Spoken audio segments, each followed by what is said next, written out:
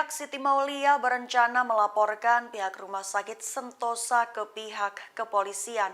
Hal itu dikatakan oleh kuasa hukum Ibu Siti yaitu Rusdi Rido pada 29 Agustus 2023. Masih dalam tahap rencana lantaran mereka masih menunggu satu hal penting dari pihak rumah sakit. Dikutip dari tribunnews.bogor.com pada 29 Agustus, jalan hukum itu diambil lantaran pihak rumah sakit terbukti lalai. Artinya pihak rumah sakit terbukti lalai hingga mengakibatkan bayi tertukar.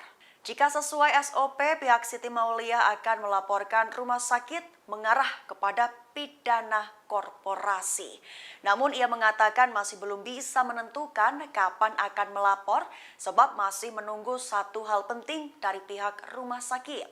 Satu hal penting tersebut adalah itikat baik untuk bertanggung jawab. Rusdi mengatakan bahwa besok pihaknya akan ke Polres untuk bertemu dengan pihak rumah sakit guna menyampaikan apa yang menjadi tanggung jawab mereka.